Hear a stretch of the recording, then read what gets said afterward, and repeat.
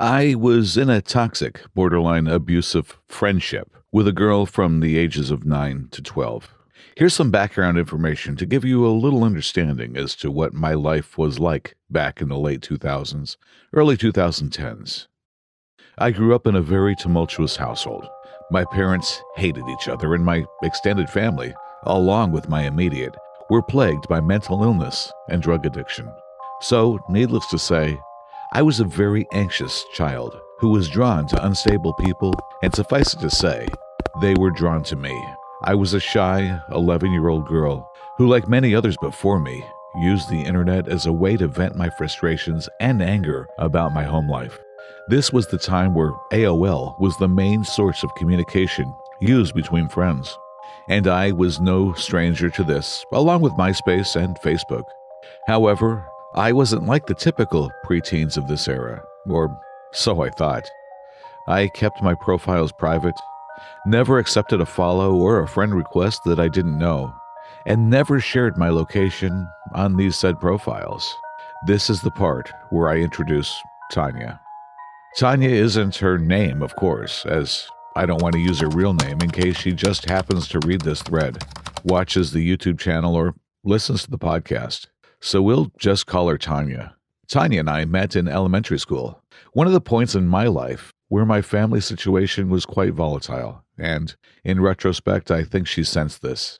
I was vulnerable, and Tanya took advantage of my innocence. She never really displayed any signs of her true intentions in the beginning, as they never usually do. She would do shady things every now and again, manipulate me into begging my mom to stay on the computer until the wee hours of the morning so we could go on not safe for work websites, ghost me when I didn't give her my favorite pen, or yell at me when I couldn't perfect a guitar solo on Guitar Hero. She did some other things to me that I believe my brain blocked out due to trauma. My mom didn't like her either. Parents always have a weird intuition when it comes to friends, and I wish to God I would have listened to my mom before Tanya did what she did to me. Tanya's behavior changed for the worse when we turned 11. Tanya was openly jealous of my success in school. Granted, she was incredibly smart herself, but she always made it a point to mock me for having great grades, and would almost comment that since I wasn't pretty enough, having good grades would be a nice balance. Nice? Right.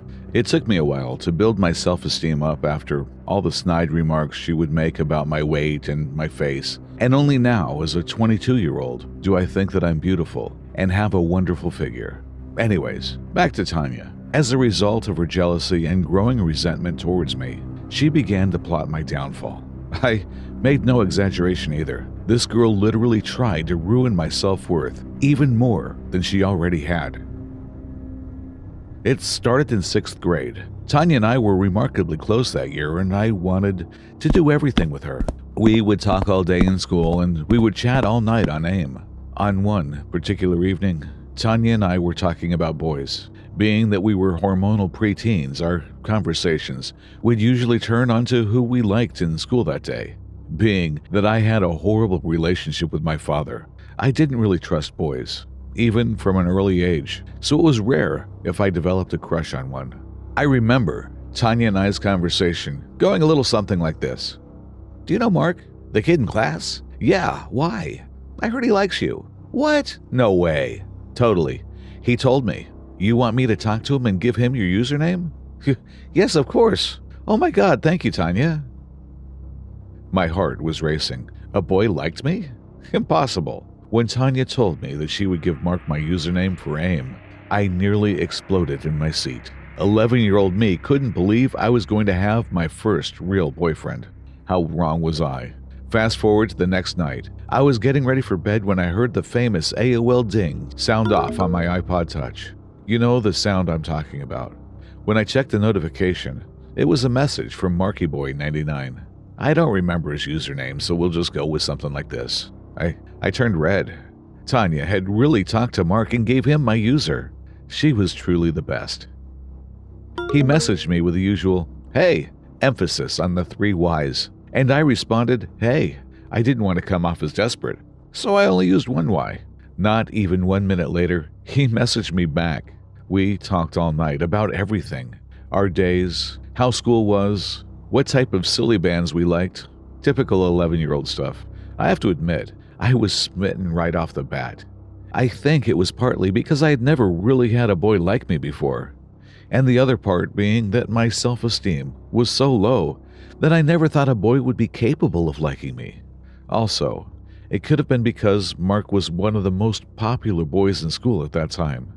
He played football, was mouthy to the teachers, and was extremely outgoing. All the things a young girl would be attracted to. We talked for months.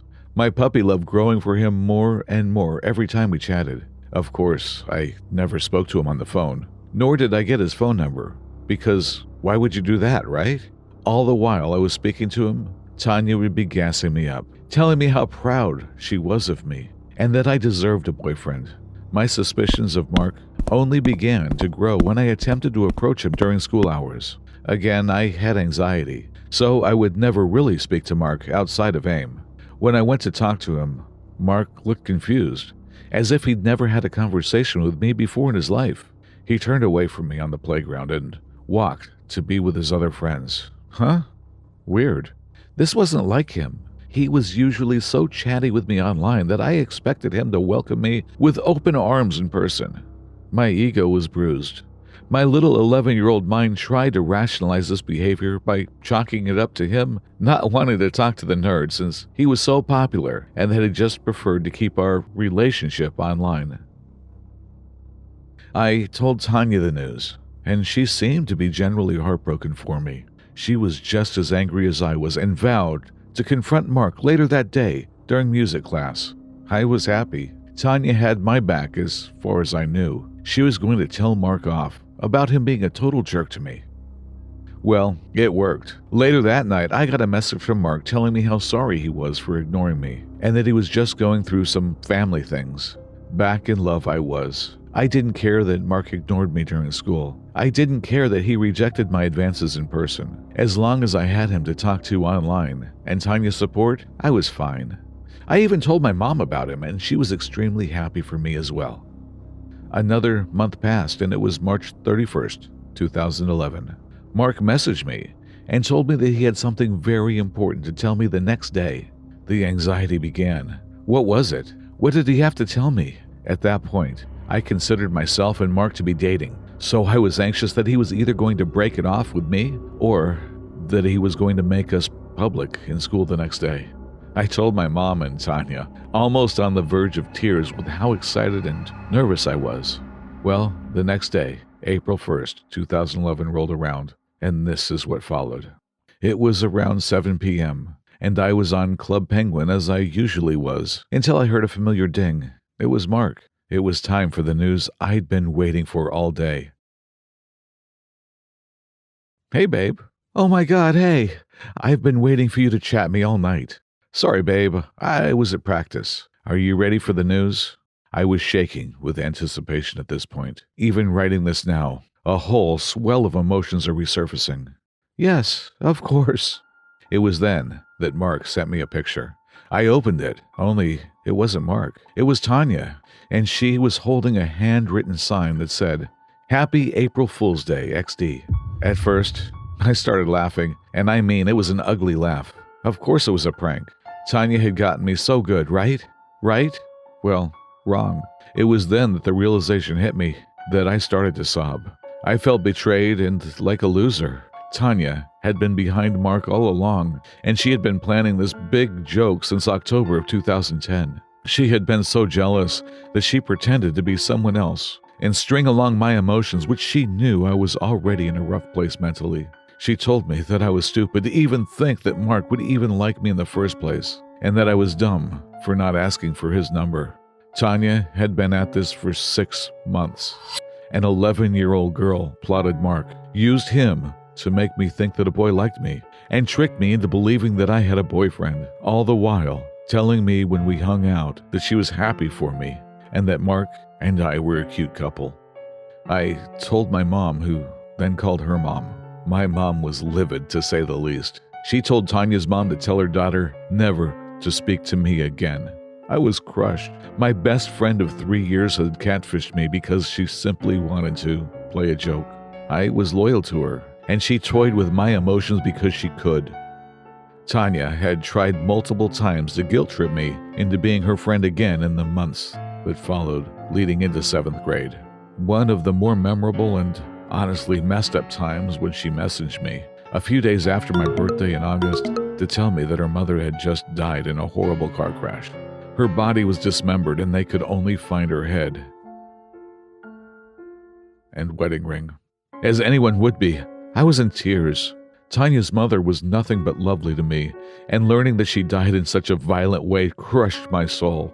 I started talking to Tanya again, and when her mom's funeral would be, Tanya then revealed to me seconds later after speaking to her about the grisly details over her mother's passing that she was kidding and was pranking me again, and that I was stupid to believe her. She even sent a video of her laughing at me. I was disgusted. Who would even say something like that? What now 12-year-old would message someone that their mother was dismembered in a car crash? She then revealed her ugly and quite frankly evil intentions when we were at the beginning of 7th grade, and she became friends with a girl named Kaylee. They both invited me to sit at their lunch table, and because I was desperate for friends, I stupidly accepted, only to be met with hordes of insults and laughter behind my back every chance I wasn't looking. Tanya then messaged me one night telling me to kill myself and that the world would be a much better place without me in it. She had Kaylee tell me to go jump off a bridge. Tanya told me that she hated me and was never really my friend to begin with, that I deserved all the pain she put me through the year prior. I again told my mom, who then called the police. She had had enough of Tanya, and so had I.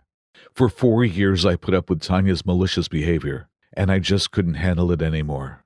My mom made me delete my AIM account, and Tanya's mom told her to never contact me again or else. My mom also advised me to move lunch tables, but I was hell-bent on not letting Tanya win. For the entirety of 7th grade, I sat at the same table as Tanya. Only I spoke to my friends at the other side of the table. I never spoke to her, looked at her, or gave her any sort of attention. Kaylee was scared to death of me afterward, too, as the police had gotten in contact with her family as well. It's been 10 years, and I still haven't spoken to Tanya. I'm now 22 years old, have 2 bachelor's degrees, one in psychology and the other in history, and I am now working towards my master's in clinical social work. Tanya did other things to me too, that I could write a whole other story about, but I think writing this one helped give me closure on the part of my childhood that scarred me for years. I thank God for my mom stepping in when she did, because I don't know where I'd be without her. As for Tanya, I don't know where she is or what she's doing, and I'd really rather not. On the off chance she stumbles upon this story, I have a message for her. Your jealousy and wishes for death upon me did not win, and I truly hope that karma does not come around one day to bite you in the ass. Tanya, let's never meet again. This is an incident I remember from the days when I was a cop in the local district. I have told and recalled this many times to my friends and family, for they find it amusing that this even occurred. They were disappointed that I left my cause to this fable of a story. My own family refused to believe me, but it became the occasional spooky story to my friends and family at reunions or camping days. For this story to make sense, I'm going to give you some background. About a decade or half a decade ago, there was this political group called Muslim Brotherhood. They are made of Islamists, so you are thinking long beard and very religious views, almost extreme religious views. So a coup disguised as a revolution took place, and the guy who led it marked them as terrorists to remove any major political parties that can stand in his way. That means if you had a long beard, you were probably hunted, imprisoned, killed, tortured, or... This happened in the summer of 2009. I was an officer for 2 years then, and I was doing pretty good at my job. Life was going great, and my girlfriend had proposed to me on the same day that I was going to. It was phenomenal, to say the least. But then, all that unfolded on that night would haunt me forever. It was May 2009, and me and my new partner, who I will address as Bob, were patrolling the Redwood Street when we heard from dispatch that there was a domestic violence distress from the nearby area that we were in. It was a chance to show the rookie how the pros did it, so I took it up and decided to check it out. As we drove to the house, I could see the houses on the street were quiet, almost abandoned. It looked like nobody lived in this area, but I didn't pay much attention to it. I parked the car in the front of the destination, the house where we had gotten the call from. It looked to be a very simple house with 2 floors. I opened the door and walked out of the car as Bob followed behind me. I walked up the steps to the porch and instantly saw that the door was a bit open. I took my gun out and signaled Bob to arm himself. I decided that it would have been a bad idea to enter from the front, so I went out the back to see the back door was open too. I and Rookie followed inside quietly. And all of a sudden, Bob yelled to check if there was someone inside. The rookie move, I know. I smacked him in the head when he did that, but it seemed like we were all alone in the house. The hall was simple. A carpet laid in the center and a few sofas surrounding it. There wasn't much detail to the entire hall, other than it was totally generic. I decided to go up the stairs and Bob followed, armed. As I reached the end, I saw 3 rooms in the little hallway, all open. We went inside. The room was fairly lit, notes scribbled all over the wall, with ideas for stories and a manuscript on the table. I assumed that this house, or rather this room, was home to a budding writer, and it seemed like it. Bob looked around the room as I picked up the manuscript and started to read it. It was about a lady from the Victorian times who was killed brutally. I mean, that's what the manuscript said. While I read the short manuscript, Bob had wandered off to the second room, the one adjacent to the one I was in. He opened it up and then called me. I kept the manuscript down and went to him. My eyes fell on the room as I was weirded out. The room looked to be from the Victorian era. Maybe the writer was creating a role play for that story. I didn't know. I went inside anyway, and it was convincing. The props, if they were, but it almost looked like the furniture was really from the Victorian times, preserved maybe.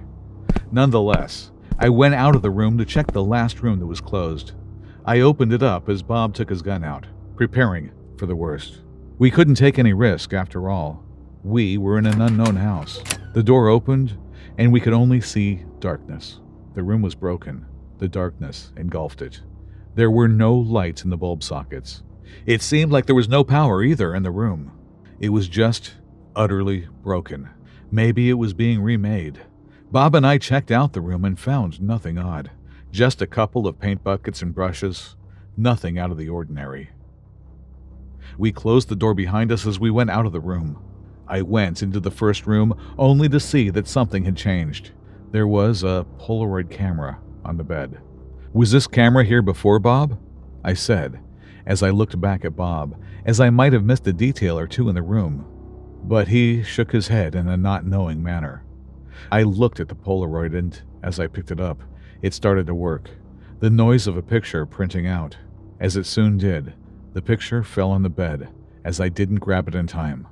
Bob picked it up, and as he looked at it, the horror on his face was visible. He was terrified. I asked him why he seemed to be so scared. He gave the picture to me, and as I looked upon it, I too froze in fear.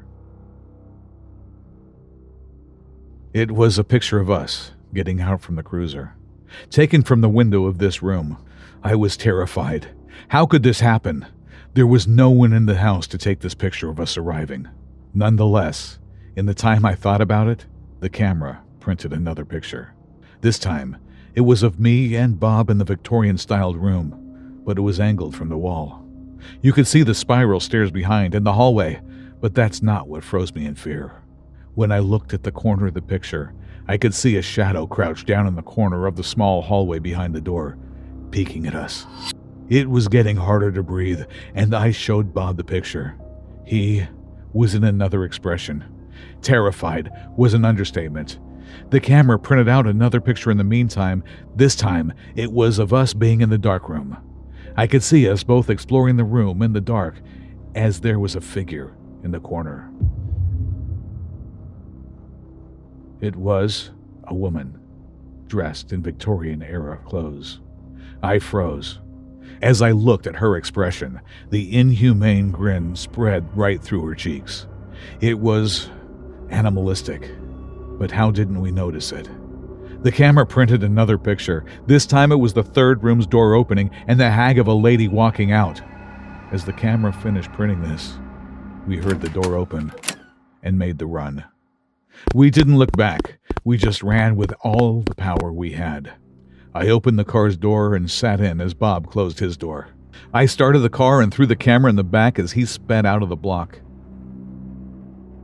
Apparently, it was around 11 when we had reached the quarters, and Bob was trying to gain his composure back. What we saw in that house was not of this world. That lady and the inhumane grin on her face gave me chills as I thought about it. But we had left the pictures behind, so we had no proof about that. Only the camera that I kept on my desk. Bob left the quarters as he got his stuff to go back to his house. He was scared and I was too. But as I got ready to leave, the camera hurled a bit as it printed the last picture it would ever print. And that's the thing I don't tell anyone. That detail that I kept hidden from everyone about this incident is the last picture it printed showed me and Bob in the car as we sped away from the house, and the same lady in the back seat grinning inhumanely as you looked ahead. Once we had been flying for a couple of hours, I realized that the man sitting 5 rows in front of me was looking at me. I admit that it might have been paranoia because I was exhausted, and flying makes me anxious, and the prospect of sitting in coach for 10 hours fidgety and restless, desperate for something I could fixate on. But the man sitting 5 seats down the aisle was making me nervous, and I couldn't brush that feeling aside. I don't know, I just had a bad feeling the moment I saw him. He had already been seated when I came into the plane, dragging my carry-on behind me as per usual. God, I fucking detest airplanes.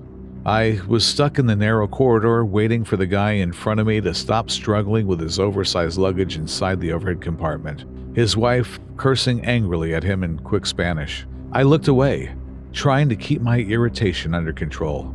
This was going to be a long flight, but it would feel longer if I couldn't keep calm.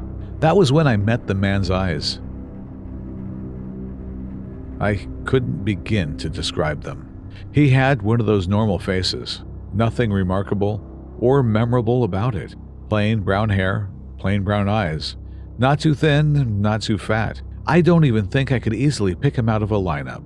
I couldn't even tell if he looked sad or happy, just very plain. Despite myself, I just smiled a little bit. We are all travelers in pain, aren't we? He didn't smile back. The guy in front of me cursed again and started trying to shove his carry-on luggage under the seat in front of him. I watched him for a while, and when I looked around again, the unremarkable man was looking at me. Same blank expression as before, except for the smallest wrinkle in between his brows. The only indication of any kind of thought of feeling. It was impossible to read his face, but I couldn't help but think that I had piqued his interest. It was a relief when I was finally allowed to move along, leaving the man behind. I found my seat, stored my bag above my head and my purse under the seat before me, then put on my headphones and tried not to think too much about how I couldn't stop a plane from crashing, or how much I hated when things were out of my control. Having the aisle seat, I could see the man, his fingers drumming the armrest as people poured into the plane, in between bodies and luggage. I think I caught a glimpse of him turning his face around, trying to get a glimpse of me, but he didn't do it again once the plane took off. I guess it's difficult to be a creep when you're trapped in a flying metal box. I did see him glance my way once, but after that, he started fumbling with his phone, so he might be distracted. I couldn't tell where he was from. That was a direct flight from Toronto to São Paulo, so most of the passengers were Brazilian tourists or immigrants, such as myself, going back to visit their friends and family. The guy didn't look like anything, so he could be Brazilian, I suppose, or Canadian, there are some pretty weird types in Toronto. Maybe, I told myself as I watched him fumble with the phone, maybe he is just a nervous passenger, like myself, someone who hates flying just as much as I do and is just heading to a Brazilian beach to escape a harsh Canadian winter. And that was when I realized his phone was off. He'd had it out for at least an hour, tilting the screen one way or another, but the screen was pitch black. He didn't have headphones or AirPods on, and he surely wasn't playing a game. He wasn't even watching a movie. For the last hour, he had been using his phone as a mirror to look at me. Somehow, I was his in-flight entertainment. Don't look worried, I told myself. Looking worried would make me look weak, and I didn't want him to think of me as an easy target. I sat there for a moment, my heartbeat picking up pace as I considered my options. Most people will tell you to call attention to a creep that is making you uncomfortable. And I would usually agree, but this wasn't some gross drunk asshole on the subway trying to put a hand under my skirt. I wasn't entirely sure the guy was doing anything, and the last thing I wanted was to be the hysterical woman making a scene. Discreetly, I grabbed my purse and walked towards the washroom in the back of the plane, but I didn't go. Instead, I looked in the galley for a flight attendant. "Is there a way to change seats?" I asked him. He looked mildly annoyed because this was a busy flight, and there weren't many unoccupied seats. Once I explained the reason, though, his eyebrows shot up. "The guy on 26H?" I was a little relieved. If he had noticed, then maybe I wasn't being as paranoid as I thought. "Yeah, that one." He looked in that direction, mild annoyance turning into impatience. Then he said, "I think there's an empty seat in the back of the plane." I thanked him and took my seat in the last row. The turbulence was going to make me nauseous, but at least I would feel safer with some distance between me and that creep. I settled in, had my shitty airplane dinner, listened to a few episodes of a funny podcast on my phone, and slowly felt myself relax. I even managed to fall asleep. Sometime later, I cracked my eyes open again and... Shit, fuck! My heart felt as it was going to leap out of my mouth. He was staring at me again, except this time, he wasn't even trying to be discreet. He was just standing there, on the other side of the aisle, looking at me over the sleeping heads of the other passengers. Maybe it would have been wiser to pretend that I was asleep, but I didn't want him to think he could intimidate me, so I loudly asked, "Do you need something?" with enough volume and indignation that I attracted the attention of a couple of passengers. I saw the sympathetic flight attendant walk towards him. The man didn't even flinch. His eyes still on mine. He smiled. It was the first hint of any emotion that I had seen on his face, and I didn't like it. He looked smug, as if he knew a secret that I hadn't figured out yet. Before the flight attendant could say anything, the man turned and walked away. The flight attendant was kind enough to ask if I wanted to move again, but I didn't think it would make much of a difference. One of the perks of flying is that there is nowhere to run, but there was also nothing the man could do to me. It was another 4 hours before we landed, and until then, the man didn't bother me, nor did I leave my seat. I wasn't about to risk it. Once we landed, I waited for everyone else to leave the plane so that I could keep an eye out for him. From the back of the plane, I managed to catch a glimpse of his orange shirt as he left, but he didn't look back once.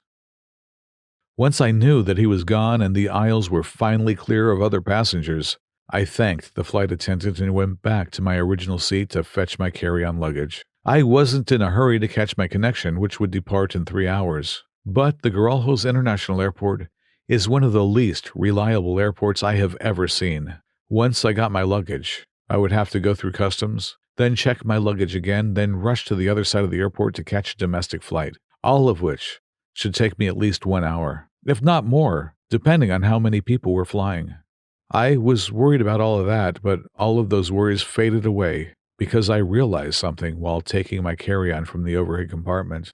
The tag was missing. The tag with my full name, phone number, and address. Everything that a person would need if they wanted to find me. That was 3 weeks ago, and I'm about to get on the flight back to Toronto. But I don't know what I'm going to do once I get there. I'm scared of going home. In January, I went to Washington, D.C. with some very close family friends. Coming from a town of about 11,000 people and never having been to a city even close to D.C. size, I was scared out of my mind that I might get pickpocketed or mugged or something. TV has led me to believe that big cities like this had absolutely packed streets that were difficult to even walk on, resulting in regular occurrences such as these. Needless to say, I was relieved when the trip ended without any such incident. At the DC airport, our 6 a.m. flight was delayed 3 or 4 times due to weather. By the time we finally got to the Denver, Colorado airport, it was around midnight, preventing us from driving the rest of the way home that night, as we had originally planned. I refused to pee on airplanes unless absolutely necessary, so when we landed, I had to go. So I, along with my friend's mom who also had to go, went to the restroom. When I came out of the stall, I noticed a security lady was now standing beside the door. I had heard no other footsteps come in the completely empty restroom. My ears were actually quite alert because the empty airport freaked me out. So this confused me a bit, but I just smiled at her and washed my hands. Approximately 10 seconds later, a toilet flushed. Instead of my friend's mom, a creepy-looking man with a black sweatshirt on, hood up, emerged from the stall. At the sight of the airport employee, he lowered his head and quickly walked out of the restroom. She followed him out, saying, "This is clearly marked as a women's restroom." At that time, probably mostly due to sleep deprivation, I didn't think much of it. But the next day it really dawned on me. A man wearing a black sweatshirt with a hood up in a women's restroom, which was marked as such with quite an enormous sign. It's midnight and the airport is practically deserted. Plus, he entered the restroom without a single sound, which for me was the worst part. I don't recall hearing any footsteps or extra sounds of urination or anything like that, so I honestly don't think he even used the restroom at all. Rather, just pretended by flushing the toilet. I repeatedly mentally thanked that security guard for seeing this. I very well could have been kidnapped, murdered, raped, who knows? He easily could have jumped me. I hadn't even looked up until the security guard spoke to him. But the second I did, I got a very creepy vibe from him, and he didn't even really look at me. I never told any of my friends' family, but my mom may have. So that's probably the most frightening thing that's ever happened to my young self. I was one of those kids you see walking around zoos or amusement parks wearing a leash. Those were already a thing 20 plus years ago, but less common, and were initially only tied around the wrist. In my case, it was a necessity. I would always start wandering off from the rest of the family, no matter what situation. This is one of the stories that led to me earning a leash. It happened when I was about 6 years old, and I went to the zoo with my mom and sisters. Before every family outing, my mom made sure to give me the talk about not wandering off again, or face the consequences. My mom was a strict parent that made good on her promises. She had to, being a single mom of 3. I didn't try to disobey her, per se, but I often just didn't pay attention to the world and people around me. No different this day. I behaved and followed the group for a while, but then a butterfly garden caught my attention and I was off. When I finally realized I separated myself from my mom and sisters again, I panicked and started walking around the zoo looking for them, being afraid for my mom's reaction more than anything else. After a while, I somehow got it in my head that if I could just walk out, find our car and wait there, my family would eventually find me. So I did. I got lost within a couple of minutes walking around a strange neighborhood, looking for either our car or the way back to the zoo. Nothing looked familiar. I started crying. My mom was going to be so mad. Then this man came up to me, just normal looking, about 40 years old, asking me if I'm lost. I explained I lost my family when we were visiting the zoo, and I'm looking for the way back. I couldn't believe my luck when the man told me he had just come from the zoo and saw a family there standing near the entrance who were waiting for a little girl with blonde hair and a baseball cap. But I was still a few blocks away, so he proposed I walked with him to his car, and we could drive the rest of the way back. Just the mention of his car finally made me hesitant. I told him I wasn't allowed to get in a car with strangers. My mom would be so mad. He then said something like that was true, but I looked smart enough to know if I could trust someone. Don't remember the exact words, but something like it. Also, he added, he spoke to my parents earlier when they were looking for me, so he's not a complete stranger. That didn't seem right. I asked him if he really talked to my dad, who had died a year before, and when he said he did, I broke down crying uncontrollably. I still didn't understand the situation I was in. I was just really confused about everything and scared of how angry my mom was going to be after all this. Finally, my crying caught the attention of the security guard of the parking building we were standing next to, asking if there was something he could help me with. The guy stepped aside with the security guard and started explaining the situation, but made it vaguely sound like he was my father and we were looking for his wife. The security guard seemed to believe him, pointing us in the right direction, towards the zoo. The man thanks the security guard and proceeds to take my hand and walk away. The security guard takes a last look at me and asks me, in a comforting, friendly, adult-to-child kind of way, why I'm still crying. I tell him that my dad is dead. He looks really confused for a few seconds and asks if this man is not my dad. I tell him again, no, my dad is dead. In a split second, his whole face and posture changes, and he turns to look at the guy, who's trying to explain he never actually said he was my dad, that the security guard must have misunderstood, and he was just helping me find my mom. The security guard said he appreciated the man's help, but he would take me off his hands now, and the guy immediately took off. I don't think there was much else the security guard could have done.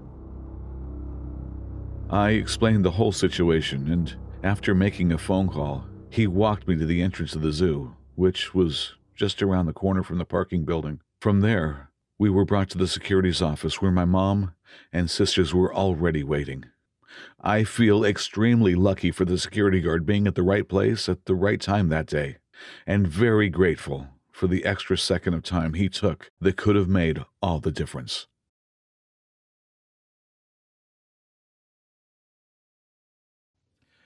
Things were fucked from the beginning. A woman named Carol dials 911 and claims that somebody's inside her house. We go investigate, searching the place inch by inch, but find nothing. Usually, this could be easily explained away. The mind of an older person living alone eventually starts deteriorating. The onset of dementia and other mental issues start to take a toll on their lives. Quite sad, really. However, this woman is only 24. In other words, the probability of this all being inside her head is extremely unlikely. She also seemed to be terribly distraught by this whole situation. Why would she be acting? We leave her place and tell her to contact us if she sees anything again. I mean, we couldn't really do anything at that point. We were somewhat surprised when we got another call from her the very next day. We drove down there and searched the house again. We find nothing. Again. Problem is, the house seems different this time. Almost as if there were some subtle detail that made it a separate place from the one we were in yesterday. My partner, Beck, says that he noticed it as well, but doesn't quite understand what's wrong. We decide not to say anything about this, as we tell Carol that we came up with nothing. However, she tells us to stay. I recorded him, she says. She takes out her phone and tells us to watch the video that she's pulled up. It was footage of her in the house. She's running around, breathing frantic. And then we see him. A large figure, covered head to toe in what appears to be a black bodysuit. He lumbers towards the camera as Carol screams and ducks into a room, locking it from the inside. There's a few bangs on the door before we can hear footsteps walking away. We don't know how to react to this footage, but we try anyways. We come to the conclusion that the man must have left once Carol got behind the door. However, The front door was locked when we came, and Carol told us that she hadn't left the room. Did he also have keys to her house? That would explain a lot, but it also made the situation a lot worse. We decided to keep an eye on her house for the night. We're discreet, parking about a block down the road in my unmarked car. We're both fully awake, ready to go as soon as we see some sketchy shit. At around 2 a.m., we see somebody walking across the road towards her house. However, it isn't the man. It's Carol herself. Beck and I must have had the same look on our faces. What the fuck? We get out of the car and make our way over there, knocking hard on the front door. However, nobody answers. We can see lights flickering on and off intermittently, but we're not sure what that's supposed to mean. Was she trying to tell us to leave? We get a call from dispatch a few moments later. They're telling us that Carol has called 911 again, saying that there are now multiple people in her house. They ask if we need backup. We say yes. Without another moment of hesitation, we force the door open and barge in. The living room lights still flicker on and off, but we see the light switch and nobody is touching it. We call out for Carol, but nobody responds. In fact, the whole place is dead quiet. I can see the neighboring houses starting to turn on their lights from the commotion. We rush up the stairs and start sweeping each room, but there's nothing. Once again, we search the place inch by inch, but nothing is in here. Not even Carol, who we clearly saw enter a few moments earlier. As I pace around in petrified confusion, Beck speaks up. "There's rooms here that shouldn't be." "What the hell are you talking about?" I ask in response. "I've been counting," he says. "There were 9 total the last time we came. There are 10 now. You didn't notice it." I forced myself to think hard. Subconsciously, I knew that something was off, but couldn't pinpoint exactly what. However, I eventually realized. The basement. There was only 1 door down there last time. Beck nods. 2 now. I don't know what to think. I look at my surroundings and try to make an assessment, but there's really none that can be made. We hear a knock on the door about 10 seconds later. It sounds agitated. We look out the living room windows, but aren't met with the red and blue police lights. We're hesitant to answer, of course. I decide to take a step forwards, but Beck pulls me back. He looks at me and shakes his head, whispering, "We left the door open. Remember?" He was right. My radio starts crackling. Another call from dispatch. They're telling us that we need to leave the house immediately, that Carol called again saying we were going to die in a deathly, monotone voice. The knocking has stopped, but we can hear footsteps in the basement. Something is in here with us. We decided that was enough. We needed to get the fuck out of there. As we start descending the steps, we hear a voice coming from the kitchen. Carol comes out, blocking our path to the door.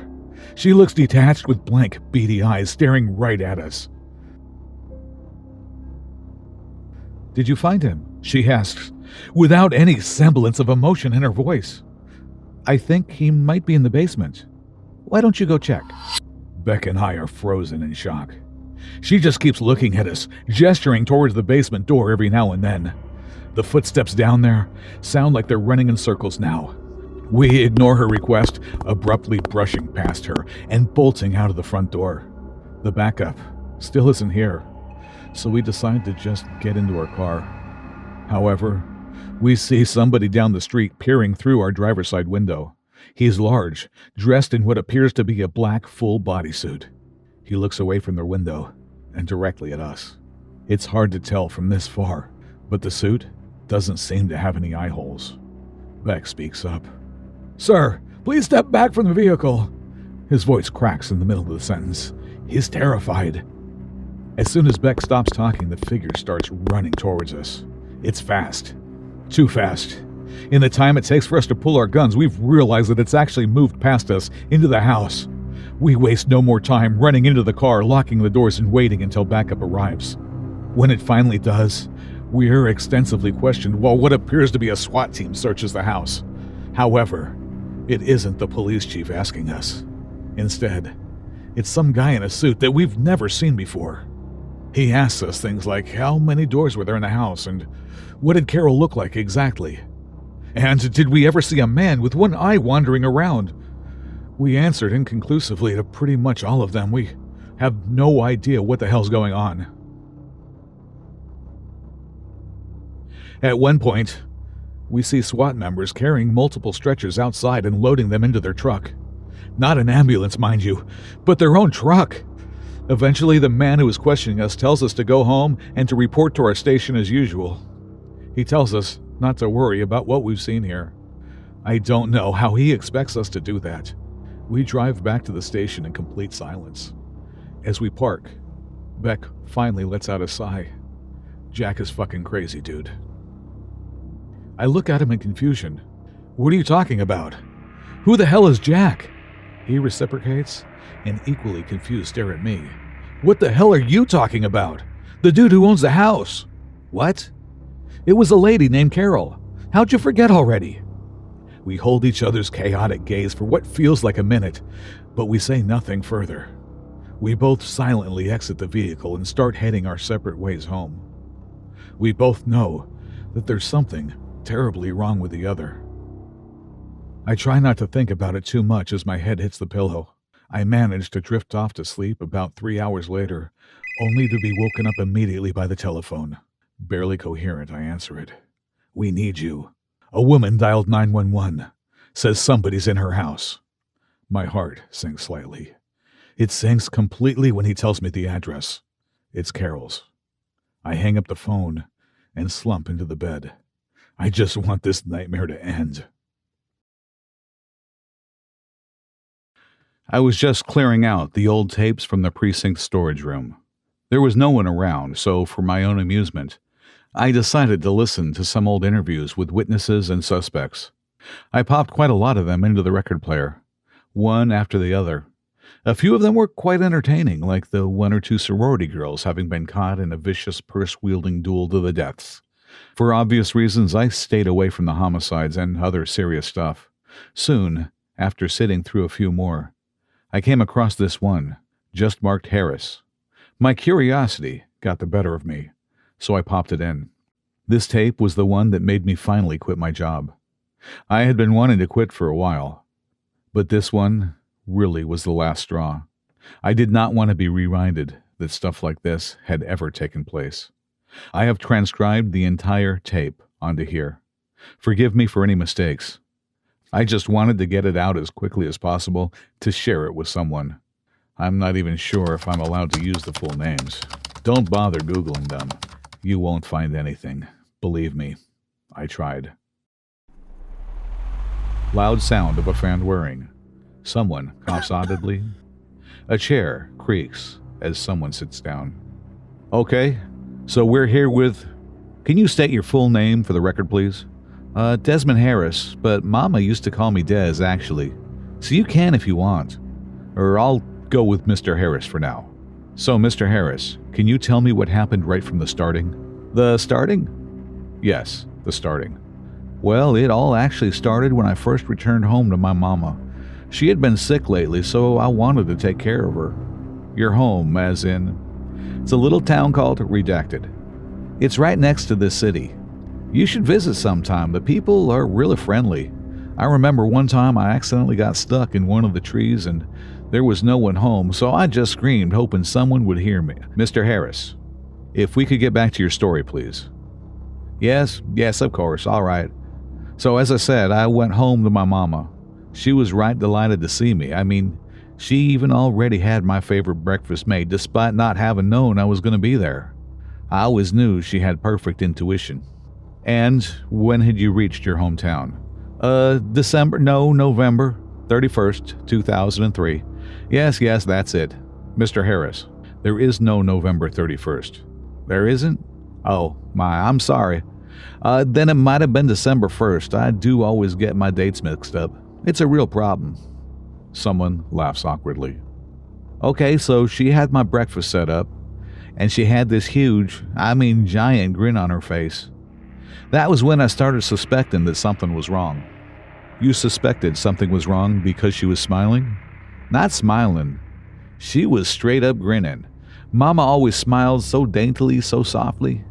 It made you so comfortable. This one was almost uncomfortable.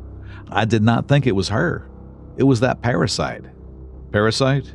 What kind of parasite? Not your usual kind, that's for sure. Anyway, over the next few days, I started noticing even stranger and stranger things. Really unusual ones. Can you give me some examples of the things you found unusual? Okay. For example, one night I was sitting in the living room watching the television. SpongeBob was on. You know that episode where Squidward and SpongeBob deliver pizza to a customer? I really love that one. Always reminds me of the time when I was young and Mr. Harris. Oh, yes, of course. So I was on the couch watching SpongeBob when I heard the screen door slam shut. It was the one out on the porch. It was not a particular windy night and the door was locked anyways. So I got up to check it out and the voice trails off. Mr. Harris, what did you find? The voice continues, now sounding broken. Mama, she was just curled up near the patio chair. Her body was rocking back and forth like a damn rocking horse. So I kneeled down towards her and say, Mama, it's cold. Why don't you come back inside? And then she looks up with those dead eyes. I swear on Lord Jesus, those eyes held a dearth of life in them. And then she opened her mouth and just screamed. For a few seconds, no one speaks. Then I knew. The parasite was back again. It had taken my father, and now it wanted her too. It was going to latch itself onto her, corrupt her, taint her, and oh my sweet Lord, Mr. Harris. Mr. Harris, are you feeling all right? Yeah. Don't pretend to care for me. I know time is running out. I'll continue. Over the next few days, I saw Mama slowly deteriorating. She grew frail, her eyes always shaky and never staying in one place. She was skittish. The slightest noise scared her. Sometimes she even seemed to be scared of me. And that damn parasite. It had now slowly latched itself onto her completely. She had been corrupted. What do you think that parasite exactly was? I had a brush with it in the past. My dad, I knew the same thing was happening to Mama too. Getting hollowed out from the inside out. Going crazy and then just... never mind. One day I woke up and got out of bed to go to the bathroom. Now, I did not have my slippers on as our bathroom has its own slippers, and I could not be bothered to put mine on. Where are you going with this exactly? I have a point to this. So I was not wearing any slippers, no socks either. And when I came out to the bathroom door, my feet hit a slimy surface and I slipped and fell. When I looked down to see what it was, you can bet that I immediately wished I had never set sight on it. According to your early reports, it was fecal matter, was it not? Don't start with your flowery language. It was a behemoth piece of shit and you and I both know it. Mr. Harris, if you could stop swearing. This is a police precinct. Oh, screw you. I have had enough of your patronization. I will leave right now. Mr. Harris, stop. You can't leave. There were sounds of struggling and grunts, but soon the man sat back down into the chair with a loud sigh. Were you angry with your mother for what had happened? Not at all. I was disgusted, sure, but Mama had wiped off my turds countless times. She didn't get out of her room anymore after that. She was getting sicker and sicker by the day. She could hardly even speak to me anymore. She often just urinated on the carpet or anywhere she pleased. Her room reeked of it. One day, I finally gathered up the courage to clear it out, and I had to go in wearing a mask to clean it, and you know what I found there? Just on her pillow? What did you find, Mr. Harris? I found this giant clot of blood. Black, gungy, and disgusting. Thick and shiny like tar. It was about the size of a saucer, withering and slowly pulsating, like a human heart. I kid you not. At that moment, I almost threw up, and when I touched it with a gloved hand, a swarm of flies just flew out and across the room. Your mother. What had happened to her for that to happen? I have no idea, and for God's sake, she had been sleeping on that thing on her pillow for who knew how long. Enough to breed maggots and let them grow, that's for sure. Then throughout the day and the next, I could see a shadow in my periphery. If Mama was present in the room, it was there too, right in the corner of my vision. If I looked directly at it, it went away. I had experienced the same thing with my father. The day I saw the shadow around him was the day he died, and so did Mama. The man breaks down, his sobs audible through the tape. How did your mother die, Mr. Harris? That parasite killed her. That damn parasite had chewed her out from the inside and killed her. It killed my mother. Mr. Harris, did you kill your mother? How dare you? How dare you accuse me of that? There was a sound of a crash and a yell. A door opens, the screams grow louder and louder until they finally receded behind a closed door. There was complete silence until a shaky voice finally spoke up.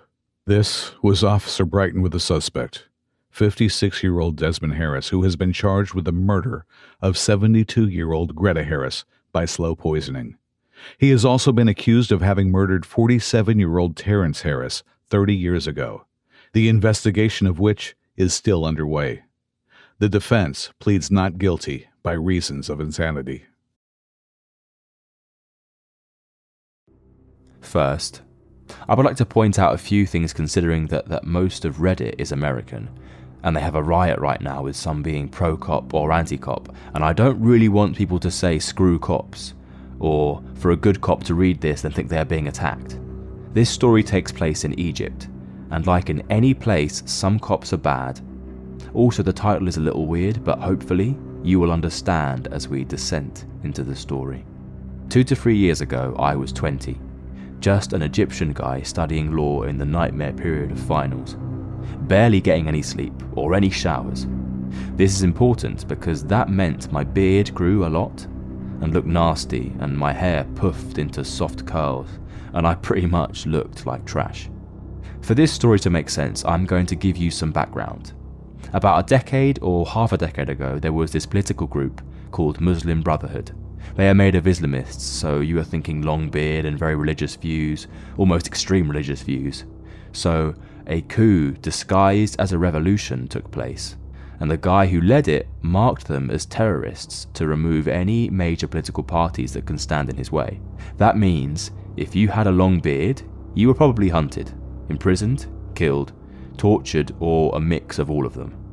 Years pass and things are much calmer, and 20 years old me is anxious, stressed and nervous. I do not want to fail my exam. If anything, I wanted good scores. So here I am looking like absolute shit, with a very messy beard and hair. I am almost late for my finals, and I am walk sprinting while reading my notes again and again and again, and this guy in civilian clothes asks me to stop. And obviously, I don't. I'm in a hurry, and I'm nervous, and the last thing I need is to lose my focus. So he tells me that he is a cop. And now I am too nervous, and I ask him in a very nervous way, "What? Show me your ID." And he says, "Just come with me." You can only imagine how I feel. Firstly, I am pretty much shaking by now. I didn't do anything wrong, why would I be stopped? Am I going to be sent to the PD? What about my finals? And there's also this very good chance he could be someone dangerous. He starts grabbing me by the arm, and I yell at the top of my lungs for help. Nobody helps. They just look at me and pass me by. The guy then grabs me by my neck with his elbow and drags me to an empty cafe. I thought to myself, yep, I am going to die today, and started whispering my prayers.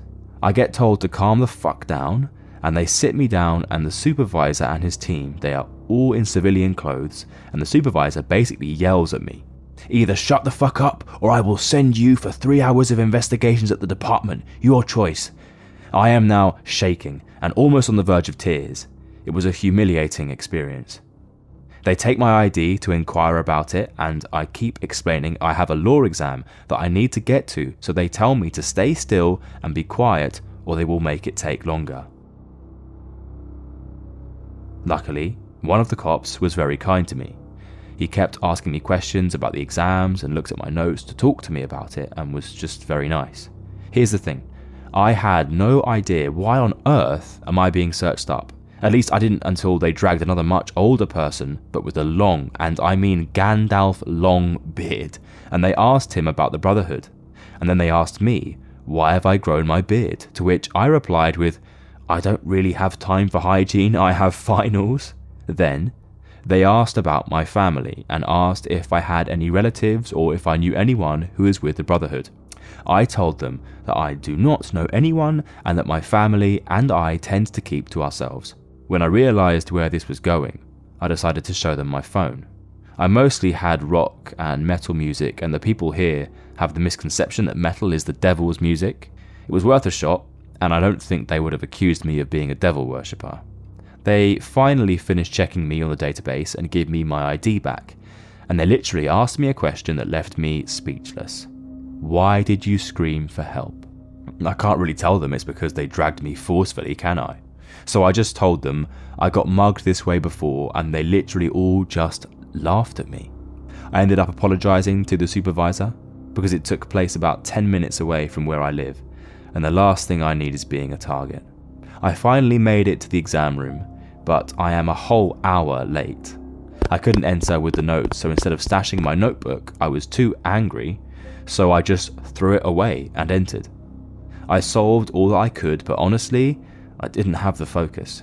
Every time I wrote something, I kept having flashbacks of what happened, so when I had enough and made sure I solved all the questions, I got out and just wanted to go home. I only got a passing mark for this subject. Sometimes this memory pops up from here and then, and every time I do, I remember the humiliation I felt back then.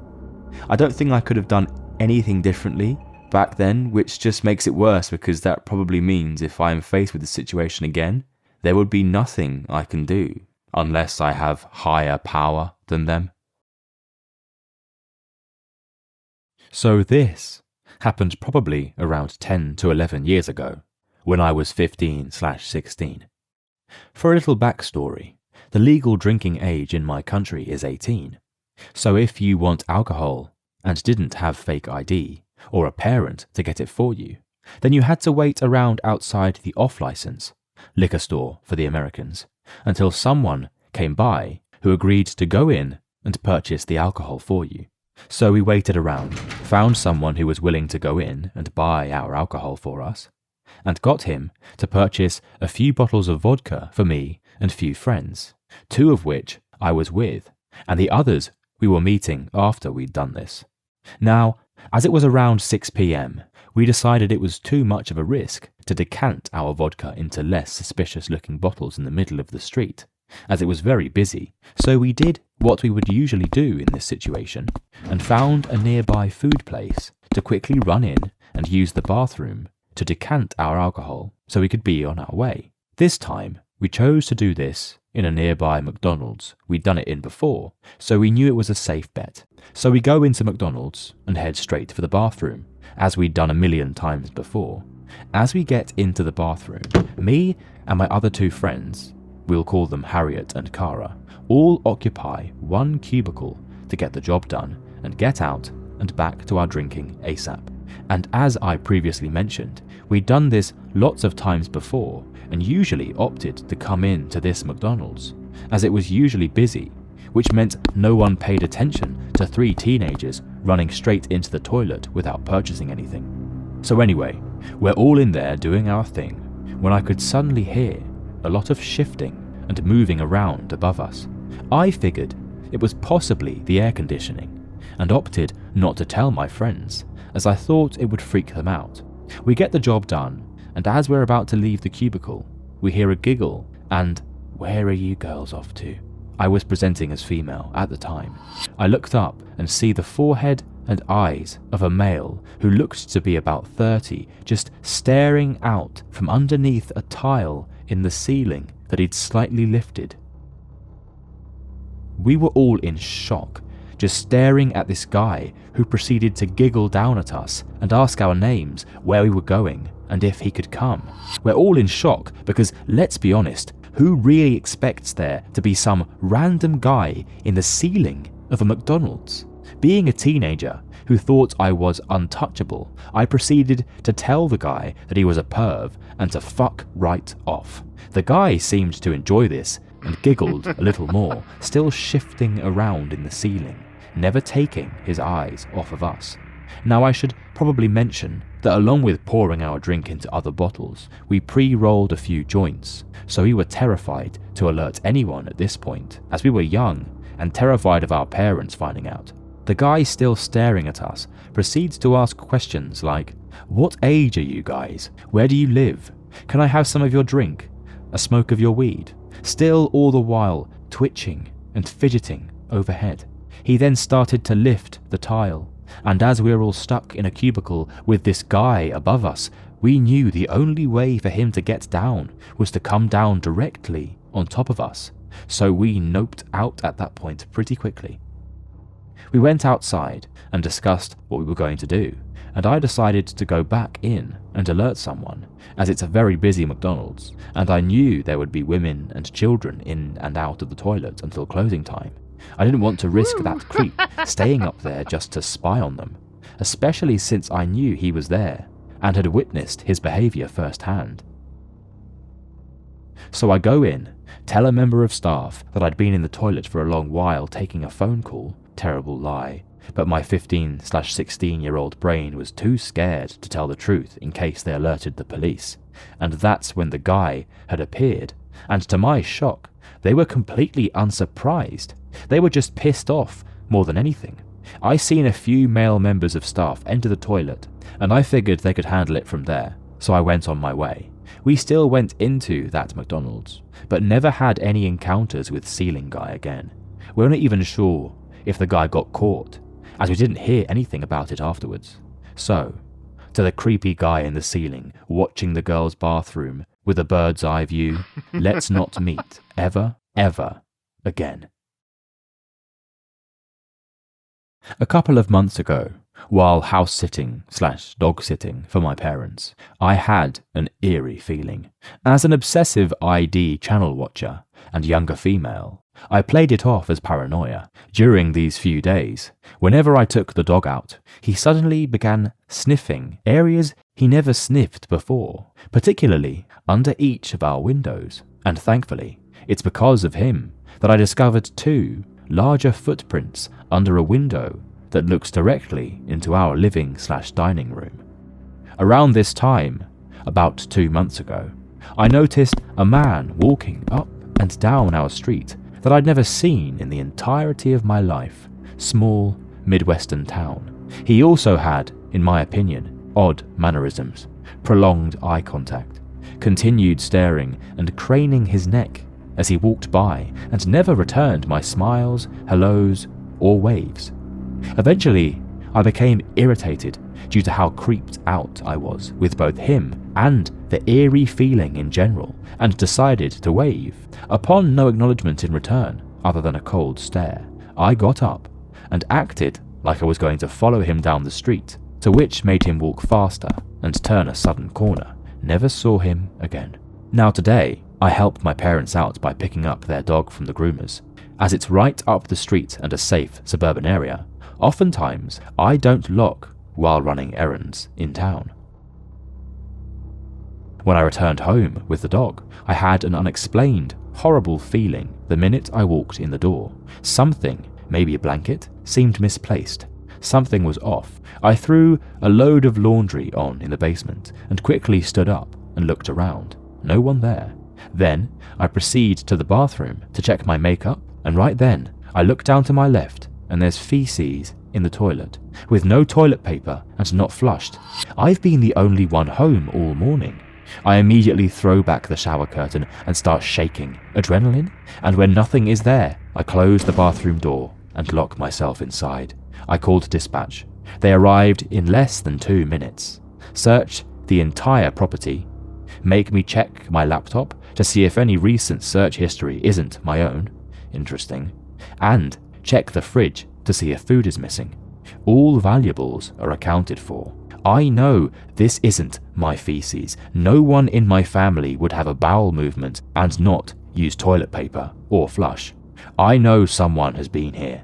Yet, because I love horror movies and the ID channel, they think I'm crazy. Hey, dude, I now have my dad's hunting/fillet knife on me, so let's not meet.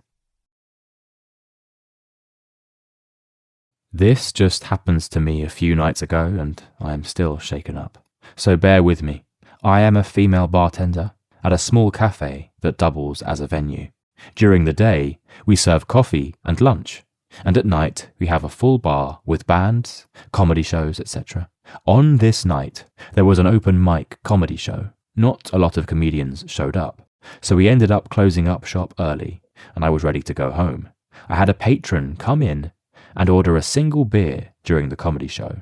He was acting nervous, but being a female bartender, I get male customers that are shy or don't want to talk to women, so I didn't think much about it.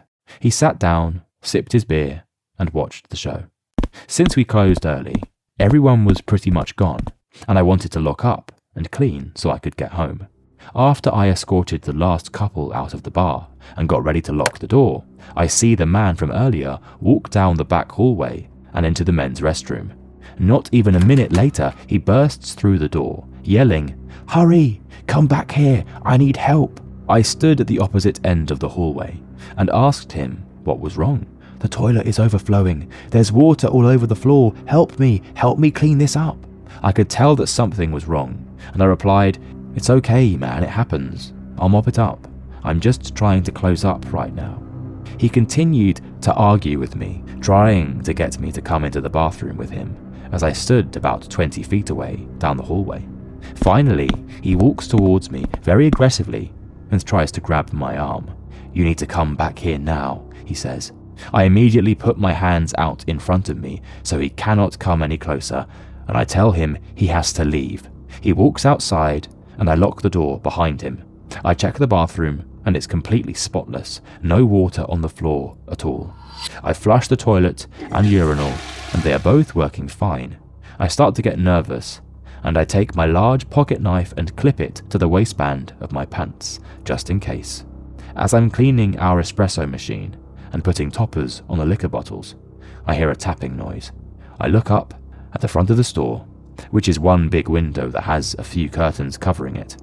The same man is tapping on the window, waving at me and laughing like a maniac. I watch him walk over to the door and pull on it. It doesn't open since I had locked it after he left. He starts screaming and pounding on the glass, saying, "Open the fucking door, I'm going to fucking kill you." Fight overcame flight at this point, and I walked around the counter and about 6 feet from the door.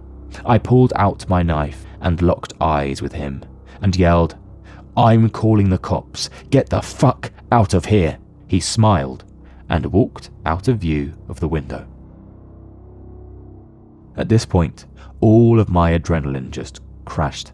I locked myself in the office and called 911, crying, explaining that I'm alone and a man tried to lure me into the bathroom and was outside trying to get into my bar. I waited an hour and a half. No police showed up. I called my boyfriend and he drove up to the shop. My manager watched the security cameras from home, making sure that the man didn't come back. I did the deposit and immediately drove home, my boyfriend following close behind me. My male busboy has been coming into work with me, so I'm not alone, and the managers have been keeping an eye on the security cameras while I'm working. So, crazy dude who tried to lure me into the bathroom to do God knows what to me. Let's not meet.